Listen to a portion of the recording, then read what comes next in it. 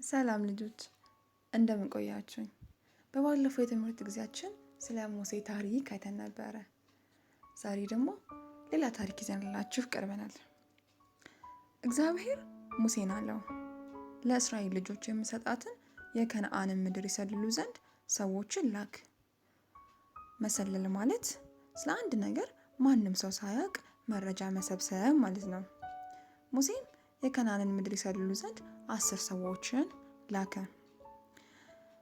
ምድሪቱንም ሰልለው ከ40 ቀን በኋላ ተመለሱ።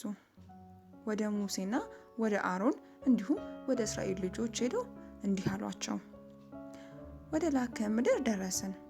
ጥሩ ምድር ናት። በምድሪቱ የሚኖሩ ሰዎች ግን በጣም ጠንካሮች ናቸው። ካሌብም ማሸነፍ እንችላለን፣ እንሂድ እንያዘው አለ። ሰው ግን መቼም አናሸንፍም አለ። ኢያሱና ካሌብ በእግዚአብሔር እርዳታ ይህንን ማድረግ እንችላለን አሉ። እግዚአብሔርም አለ፣ ከካሌብና ከኢያሱ በቀር ወደዛች ምድር እናንተ አትገቡም። ልጆቻችሁን አገባችኋለሁ፣ እናንተ የናቃችሁትን ምድር ያውቃሉ። ኢያሱም 2 ሰላዮችን በስውር ወይንም ደግሞ ማንም ሰው ሳያውቅ ላከ። ረአብም ወደምትባል ሴት ቤት ገቡ፣ በዚያም አደሩ። የኢያሪኮ ንጉሥ ከእስራኤል ልጆች አገሩን ሊሰልሉ ወደዚያ በሌሊት ገቡ ሲባል ወሬ ሰማ። ወደ ረአብ ቤትም የገቡትን ሰዎች አውጪ ብሎ ላከ። እሷ ግን ደበቀቻቸው። እኔ ለእናንተ ቸር ወይንም ጥሩ አልያ ደግ እንደሰራው እናንተ ደግሞ ለአባቴ ቤት ቸር እንድትሰሩ ለአባቴና እናቴም ወንድሞቼም እህቶቼንም ከሞት እንድትታደጉ አለች። እግዚአብሔርም ምድሪቱን በሰጠን ጊዜ ከአንቺ ጋር እውነት እናደርጋለን አሏት። ቤቷም ለከተማው የተጠጋ ነበርና ከመስኮቱ በገመድ አወረደቻቸው።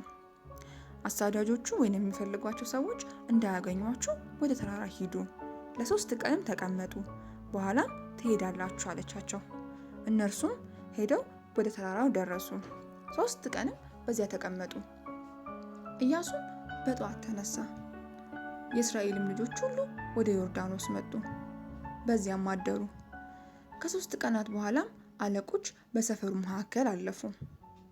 ሕዝቡን የአምላካችሁ የእግዚአብሔር ታቦት ማለት የእግዚአብሔር ማደሪያ ማለት ነው፣ ካህናት ተሸክመው ባያችሁ ጊዜ ከሰፈራችሁ ተነስታችሁ ተከተሉት፣ የምትሄዱበትን መንገድ እንድታውቁ ወደ ታቦቱ አትቅረቡ ብለው አዘዙ።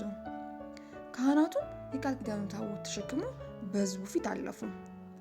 እግዚአብሔርም ኢያሱን አንተም የቃል ኪዳኑን ታቦት የሚሸከሙትን ካህናት በዮርዳኖስ ውሃ ዳር ስትደርሱ በዮርዳኖስ ውሃ ውስጥ ቁሙ ብለህ እዘዝ አለው። ታቦት የተሸከሙትም ካህናት እግሮችም በውሃው ዳር ሲጠልቁ ከላይ የሚወርደው ውሃ ቆመ። ሕዝቡ በኢያሪኮ ፊት ለፊት ተሻገረ። እግዚአብሔርም ለኢያሱ ለ6 ቀን አንዴ በኢያሪኮ ዙሪያ ዙሩ፣ በ7ኛው ቀንም ለ7ኛ ጊዜ ዙሩ፣ መለከትንም ንፉ፣ ጩሁ፣ ግንቡም ይናዳል ወይንም ይፈርሳል አለው። ኢያሱ እግዚአብሔርን አመነ፣ እግዚአብሔርም ያለውን አደረገ። ግንቡም ፈረሰ፣ ወደ ከተማውም ወሰዳቸው። ረአብም ሰላም ነበረች። የእግዚአብሔር ሰዎችም የቃል ኪዳኑን ምድሩን መውሰድ ጀመሩ። እንግዲህ ልጆች የዛሬው ትምህርታችን ይህን ይመስል ነበረ። በቀጣይ ደግሞ በሌላ ታሪክ እስከምንገናኝ ድረስ ሰላም ቆዩልኝ።